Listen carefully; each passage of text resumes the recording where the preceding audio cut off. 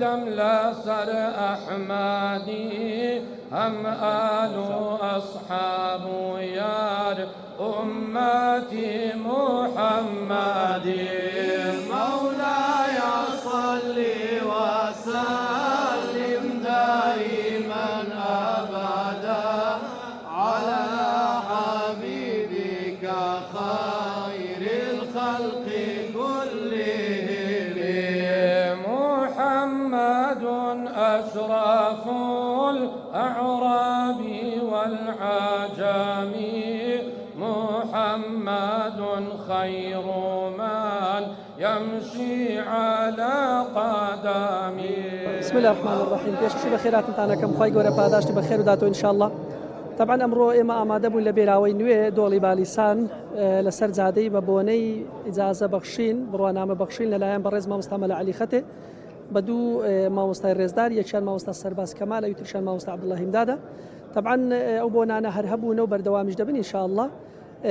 ئەو بۆنە ئاینە گەورانە پێشتر زۆر زیاتر بوون، ئێستاش الحەمدولیلا ناوە ئەبینین لە مەنتیقەی باسرما بڵێم بالیسان سێ مەدرسەی گەورە هەن لە مەنتیقەی حوجران و شەقڵا و مەسیفش کۆمەڵە حوجرێکی باش کراوەتەوە.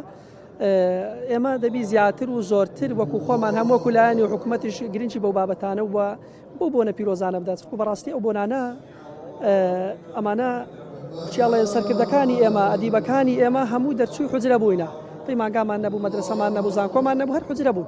ئیدی ئەگەر ئەمانەوێ خەڵکمان بەرەو پێش بچی لەلایەن ڕۆشنبیری و سیاسی و هەموو بوارەکان ئەبێ بگەڕێنەوە سەر ئەسلی بابەتەکە، ئەویشتە ئیجازەی عیلم و حوجرە و فەقێنە. الحمدلله دڵمان خۆش بوو زۆر ئینشاءالله خوای گەورە بەرەکەتی تێدەخات و زیاتر و زۆرتر بەردەوام. کاتی خۆی حوجرەکانی کوردستان هەموو علومەکانی شەرعی تێدا خوێندراوە، هەم علومی ئەکادمی و هەم علومی شەرعی. مامۆستایانی گەورەی ئێمە خاوەنی هەموو عیلمەکان بوون، وەکو مامۆستا نەوڕەسی باسی کردو، وەکو مامۆستا مەلای گەورەی کۆیە کە باسی کردووە. مامۆستایانی کوردستانی ئێمە بەڕاستی خاوەنی فەضڵێکی زۆر گەورە بوون، خاوەنی عیلمی گەورە بوون. ئەو مەلا گەورانە بەڕاستی بوون بە هۆکاری ئەمەی کە ملەتی کورد خاوەنی ماڵ و سامانی تایبەتی خۆی بێ، خاوەنی ئەخلاق و ڕەوشی خۆی بێ، خاوەنی کەساەتی خۆی بێ، خاوەنی جێگە و پێگەی خۆی بێ. ئەوەش لە چۆوە دەستیان کەوتووە لەو مەلا گەورانە. ئەو مەلا گەورانش لە حوجرەکانەوە پێگەشتون.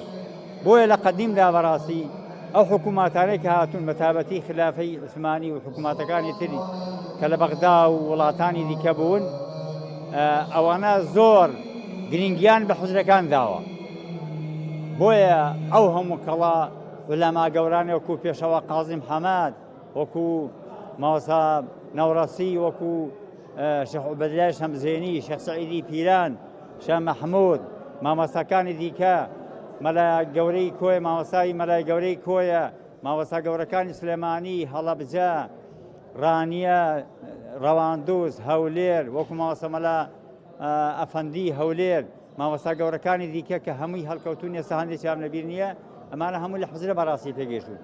بۆیە پێویستە دیسان ئەم دەسەڵاتەی هەرێمی کوردستان هەڵبستێ بە گرنگدان بە حوجرەکان، بە تایبەتی وەزارەتی ئەوقاف، واجب سەرشانێتی لە هەموو ئەو جێگانەی کە دەتوانن حوجریان هەبێ، فەقییان هەبێ، خزمەتی فەقێ بکەن کە الحەمدوللا میلەتی ئێمە بەڕاستی هەمووی دینپەروەرە و خزمەتی مامۆستایان دەکەن، خزمەتی حوجرەکان دەکەن، خزمەتی فەقیەکان دەکەن. ئێمە ئێستا مەلایەکی زۆرمان هەیە کە ئەهلی تەدریسە، بەڕاستی سێرەکەی ئەوقاف ئیجازە نادا کە حوجرێ بکاتەوە. ئەمە شتێکە یانی بەڕاستی جێگەی پرسیارە. بۆیە پێویستە بە حەقات لە هەموو جێگاکان، لە سلێمانی، لە هەڵەبجە، لە شارەکانی کە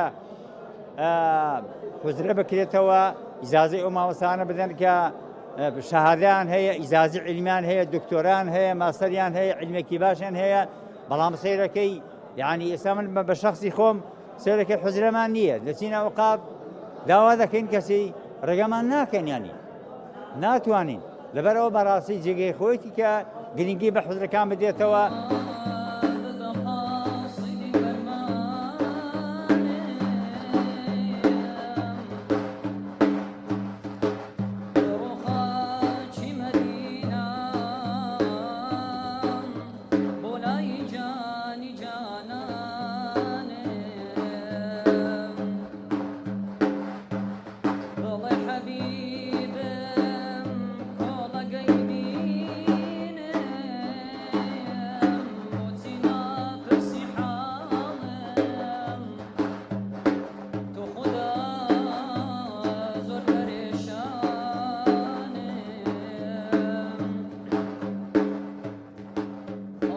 منطقەی خۆشناوەتی جێگەی ئەوە بووە کە مەلای چاچی لێ بووە، مەدرسەی چاچی لێ بووە و علم و زانیاری لە خۆشناوەتی براو کرایەوە. لێ نسحەتمان ئەوەیە ئەوەل جار لە کاربەدەست و مەسئولەکان کوردستانی هەمووی بە وەزارەتی ئەوقافیشەوە و بە سوڵتە هەموو نسحەتەکەمان ئەوەیە خزمەتی علم بکەن، خزمەتی دین بکەن، خزمەتی فەقێ و مەلا و مەدرسە و مزگەفتی بکەن. چونکی هەموو مەسئولەکان و هەموو کاربەدەستەکانی کوردستان واللهی هەموویان قەرداری مزگەفتانن. ئەو شۆڕشانێک کە کرانێ لەو کوردستانەی ئەگە مزگەفت نەبا لە گوندانە شۆڕشیان پێ ناکرا. حەوانەوە و نووستن و خواردن و هەموو شتیان هەر لە مزگەفتان بووە. زاکو دەبی ئێستا مزگەفتی ئیهمال بکەن مەسئولەکان، واللهی دەبی مزگەفتی وەکو چاوی خۆیان خزمەتی بکەن ئاگیان لێبی. نسحەتیشمان لە مامۆستایەکانە، ئەوانەی مامۆستانە لە گوندەکان لەو گوندانە کە تەدریس تەرک نەکەن، دەرسی برێنەوە بە فەقیان. شەرت نییە هەر مەدرسەکەت هەبی دە فەقێ و پاش دە فەقێت هەبی. ئەی مامۆستا لەو گوندەی دانیشتی هەر 4-5 تەلەبەی خرکۆ و دابنێ بینە دەرسی جزویان پێ برێ، ئادابیان پێرێ، ئەخلاقیان پێ برێ، عەقیدەیان پێ برێ. چونکی کافرەکان ئەوە بە هەموو نەوعەچی دەگەڕێن، بە تایبەتی لە کوردستانی ماسوچی کەس منعیان ناکە. دێن ئەخلاقی غەیری ئیسلامی فێری ئەو مندارانە ئەکەن. دەبا ئێمەی مسلمانیش حەول بدەین ئەخلاقی ئیسلامیان فێر بکەین، ئادابیان فێر بکەین، قورئانیان فێر بکەین. با ئەمەش قسووری نەکەین، تەمبەلی نەکەین. هەر کەس بە قەدەرە خۆی. شەرت نییە تو هەر کتێبەشی ئاخری ماددان برێەوە. واللهی ئەگەر بێت و جزوی برێ و سیپارەی برێ بەو تەلەبانە لەوانە هەندی ئەوەی کەوا مختصەر لێتەوە خێرت بگاتێ. سوچی ئەوە بدایەتەکەیە، شاشەیە، ئەتو فێریەکەی لە ناو دری ئەچەسپێ فێرە ئەو ئەخلاق و ئەو عەقیدەیە بیتن. خێرەی گەورەیە مامۆستایەکان ئیهمال مەکەن.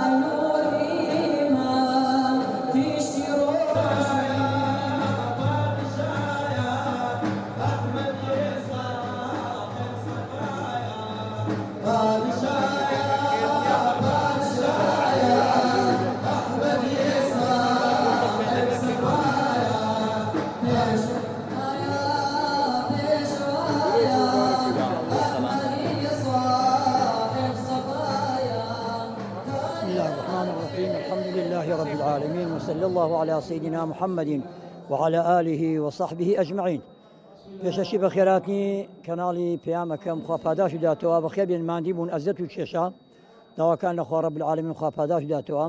حوزرەکەمان تقریبا لە 81 حوزرمان هەیە، ساڵی 81 30 فەقیەمان هەیە ئێستا. لەو 30 فەقیە 2 فەقی جازیان وەگرت و لەو باخسەی ئەوە 2 گوڵ پشکن و هاتنە ڕێزی مامۆستایان. ئەوڕۆ زۆر خۆشحاڵین کە ئەوە هەموومان لەو گوندەی کۆبووینەوە بە مناسبەی ئیجازەة العلمیە 2 فەقی هاتنە ڕێزی مامۆستایان. پێ خۆشحاڵین و خوا پاداشی داتوە یا ربی. بسم الله الحمد لله والصلاة والسلام على سيدنا محمد وعلى آله وصحبه وسلم. پێشەشەی دەستخۆشی لە کەناڵە کات دەکەمکەوە مادەمون تەنشتهاتون بێ وکوانیا خۆ بەخێرن سەرچاوان ئەمن نزیکەی 10 ساڵە لە خزمەت مامۆستایانم و لە خزمەت حوزرا خەریکی خوێنی دەرسی حوزرەم لە مودەی ئەو 10 ساڵە نزیکەی لە 7 شوێنم خوێندووە لە لای 7 مامۆستای جیاوازم خوێندووە تاوەکو گەیشتم بەو ڕۆژە لە خزمەت مامۆستایانی بەڕێز خەلیکی ئەو دەرسانە بووینە و تاوەکو گەشت بۆ ڕۆژە پیرۆز و مبارەکە لە لای مامۆستا مەلا عەلی خەتێ ئیجازە عیلمان پێ بەخشرا بەڕاستی زۆر پێویستە حکوومەت دەسەڵاتداران ئەوانەی کەوا توانان هەیە بە هەر شێوازەک ئیحتیمام بە حوزرێ بدەین ئەگەر بێتمە بگەڕێنەوە ڕابردوو تمشای مێژوو بکەین مامۆستایان و مجاهیدان و گەورانی ئومەت شاعیران و ئەدیبان هەمویان لە حوزرە پێگەیشتون قدیم ئەو کلیات و ئەو جامیعاتە نەبووە هەر حوزرە بووە خەڵکی پەروەردە کردووە و خەڵکی فێرە خوێندەواری کردو و خەڵکی تێگەیاندووە لە دین و لە ڕەوشی پێغەمبەری خوا عەلەیهی سەڵات وەسەلام جا پێویستە حوزرە ئیهمال نەکرێ و بە هەمومان هەوڵ بدەین ئیحتیمامێکی زۆر بە حوزرە بدەین. الرحمن الرحيم الحمد لله رب العالمين والصلاة والسلام على خير خلق محمد آله وصحبه أجمعين سرتا سپاس وستایش لبو خوای گەورە ئەکەین و سوپاس وستایش دایک و باوکم ئەکەم و سوپاس وستایشی ئەو مامۆستای بەڕێزانە ئەکەم کە خۆیان پێوەماندی کردیمە هەتا ئەوڕۆم ئەمن بەخۆ سەرباز کەمال وسو خەرچی گوندی بێراوەی مەکوڕی مامۆستا مەلا کەمالی بێرایەمە هەر لەوێن دەرێکانی حوزرەمان هەیە خزمەت بە حوزرە ئەکەین و هەر لەوێن دەرێکانیش خوێندنەکەم تەواو کردێ و لەسەر دەستی مامۆستا عەلی خەتێ ئینجازەکەم ئەوڕۆ وەرگرت و ئینشاءڵڵا هەر لە گوندی بێراوەش ئەمینێم و لەوێن دەرێکانی زیاتر خزمەت بە عیلم و معریفەت ئەکەم و زیاتر ئینشاءڵڵا ئیحتیمام بە حوزرە ئەدەم و ئینشاءڵڵا